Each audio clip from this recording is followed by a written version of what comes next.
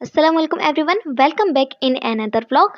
आई am Supsha और आज हम जा रहे हैं शॉपिंग पर। ये व्लॉग होने वाला है बकरीद की तैयारियों के लिए। अब हम जा कहाँ रहे हैं ये तो आपको वहाँ पर पहुँचकर ही पता लगेगा। फिलहाल हम यहाँ पर ग्रीन लाइन का वेट कर रहे हैं। जैसे ही हमारी बस आई तो हम लोग उसमें फ़ौरन से अपनी फेवरेट सीट पे जाकर बैठ गए, क्योंकि जब हम सफ़र फेवरेट हो तो सीट भी तो फेवरेट ही होनी चाहिए ना। देखा, निकाला ना आप लोगों ने फिर गलत मतलब।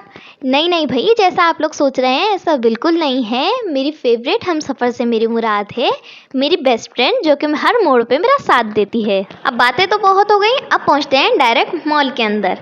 तो भाई अब मैं बता ही देती हूँ कि हम कहाँ गए थे। हम गए थे हैदरी मदनी मॉल। अब भाई मॉल के अंदर पहुँच तो गए थे, लेकिन हमें हमारे मतलब की चीज़ दिख ही नहीं रही थी कहीं भी, क्योंकि हम एक माइंड बनाकर गए थे कि हमें किस तरह का ड्रेस चाहिए, और उस ड्रेस के अलावा हमें हर चीज़ वहाँ दिख रही थी।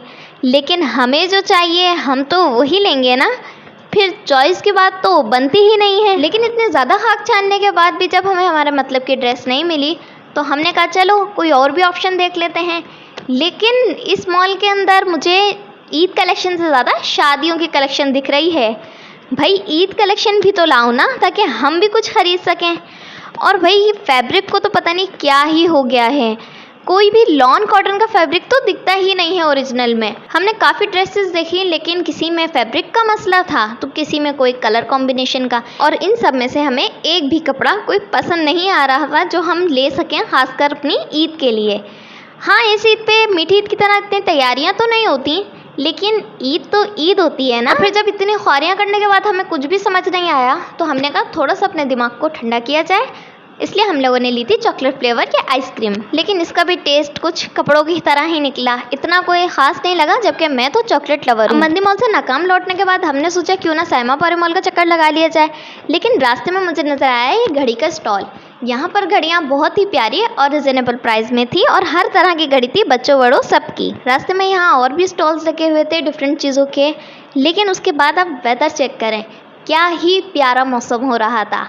आउटिंग करने का तो मज़ा ही कुछ और था। इस वेदर को एंजॉय करते हुए हम साइमापुरी मॉल पहुंच गए, जो कि 4 कदम की दूरी पे ही था। ईद के दिन करीब थे, लेकिन शुक्र है यहाँ पर इतना ज़्यादा रश नहीं था, सुकून वाला माहौल था, आराम से शॉपिंग कर सकते थे। लेकिन यहाँ पर भी वही हुआ, वही शादियों की कलेक्शन। भाई ईद कलेक्शन कब निकालेंगे? क्या ईद गुजरने के बाद निकलेगी ईद कलेक्शन? अब ख्वारी काटते काटते हमें दिख गई $1 शॉप, और $1 शॉप आए और मैं ना जाऊँ, ऐसा तो हो ही नहीं सकता।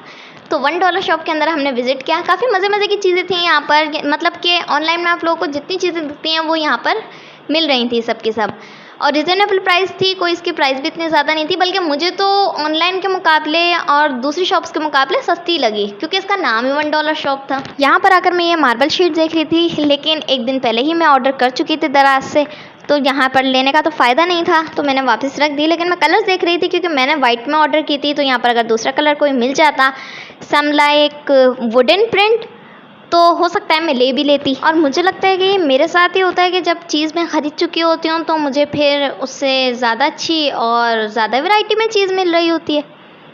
क्या आपके साथ भी होता है? कमेंट बॉक्स में लाजमी बताइएगा। अब ड्रेस तो हमें मिला नहीं, तो हमने सोचा क्यों ना कुछ ज्वेलरी देख ली जाए। लेकिन एक सेंस के बाद, जब हमें ड्रेस नहीं मिला तो हम ज्वेलरी कैसे ले सकते थे? बट वी आर गर्ल्स, करना तो पड़ता है ना। हम चीज़ें खरीदने से ज़्यादा विंडो शॉपिंग को एंजॉय करती हैं, ताकि हम देख सकें कि मार्केट में क्या आया हुआ है और अगली बार हमने किस चीज़ का माइंड बनाना है। अल्लाह अल्लाह करके फिर हमें एक ड्रेस पसंद आ ही गया, और वो था भी हमारी मर्ज़ी के मुताबिक, जिस तरह हमने सोचा था। बस फैब्रिक थोड़ा सा समझ नहीं आया, इसलिए मैंने तो नहीं लिया, लेकिन मेरी दोस्त ने ले ही लिया, यानी कि हमारा जाना वसूल हुआ। अब लिया कौन सा ड्रेस है ये तो आपको ईद में ही पता चलेगा। और फिर निकलते निकलते मुझे भी एक अनस्टिच ड्रेस पसंद आ गया, तो मैंने भी वो परचेस कर लिया। लेकिन अभी आपको ये इसी तरह से ही दिखेगा। अब सबसे बड़ी प्रॉब्लम ये थी कि ये अनस्टिच था, और इसे मैं खुद स्टिच करने वाली थी, तो इसके साथ कुछ ना कुछ लेस लगानी थी, क्योंकि ये बिल्कुल सिंपल था। अब हाँ भाई, मेरे पास इतनी सारी लेसें जमा रहती हैं। अब मैं इसमें से सोच रही थी कौन सी लगाऊं, कुछ समझ नहीं आ रही थी। किसी का कलर मैच नहीं हो रहा था, और कुछ उस टाइप की नहीं थी जिस टाइप की मुझे चाहिए थी। अब मैं स्टिचिंग में इतनी ज़्यादा प्रो तो नहीं हूँ, लेकिन जो चीज़ सोच लूँ तो वो सी ही लेती हूँ। हाँ, थोड़ी सफाई नहीं आती, लेकिन पहनने लायक तो होता ही है। सीते वक्त दिमाग मेरा घास चढ़ने के लिए चला गया था। पहले मैंने गलत कपड़ा रख के निशान लगा लिया, उसके बाद मुझे याद आया कि नहीं, इसके लिए तो कपड़ा और बचेगा। मैंने तो बहुत ज़्यादा ही कपड़ा रख दिया, जिसमें काफ़ी कपड़ा ज़ाया भी होता। अब यहाँ पर मैं देख रही थी मेरी कमर इतनी पतली है, यानी कि आधी कमीज़ में एक बालिश की कमर आ रही है। वाह भाई वाह, जबकि मैं इतनी ज़्यादा स्किनी नहीं हूँ। तो चलो कोई नहीं, इसकी मार्किंग करते हैं। और मार्किंग करने के बाद मैंने यहाँ सूट काट लिया था। अब जब कट ही गया है तो सी ही लेते हैं। तो यहाँ पर मैं सिलाई मशीन पे बैठ चुकी हूँ। हाँ, पीछे बहुत कबाड़ा आ रहा होगा क्योंकि भैया आप लोगों को पता है जब सिलाई सीने के लिए हम कुछ बैठते हैं ना, तो फिर पीछे इतना ही सामान आता है क्योंकि हर चीज़ फैली हुई होती है। हमें खुद नहीं पता होता ये चीज़ हमने निकाली क्यों है। और अब ये ना सोचना कि मैं ये सूट सिलने के बाद आप लोगों को दिखा दूंगी कि ये कैसा सिला है, क्योंकि ये तो आपको ईद को ही देखने को मिलेगा। चलो बहुत हो गई शॉपिंग और सिलाई की बात है, अब ज़रा काम पे भी आ जाते हैं। तो भाई मैंने मंगा लिए थे बकरा ईद के लिए स्पेशल ये आधा किलो लहसुन, क्योंकि लहसुन और अदरक के बिना मुझे तो नहीं लगता कि कोई गोश्त बन सकता होगा, और इतना टाइम नहीं होता कि हम इसे एनी टाइम पीसें और फिर इसको गोश्त में डालें। तो इसलिए हम इसे पहले ही अच्छी तरह से छील के रख लेंगे।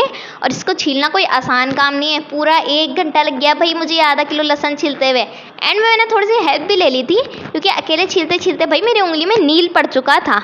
अब इस सारे लहसुन को डाल देंगे ब्लेंडर के अंदर ताकि अच्छे से ग्लैंड हो जाए और हमें एनी टाइम लहसुन ना पीसना पड़े। और इसी तरह से हम इस अदरक को भी ग्लैंड करेंगे और ये जो लीमू है इनको भी स्क्वीज करके रखेंगे, क्योंकि लीमू भी तकरीबन हर गोश्त में डलता ही है। या मैंने तमाम लीमू के आधे आधे टुकड़े कर दिए हैं ताकि हाथ के हाथ मैंने स्क्वीज कर सकूँ।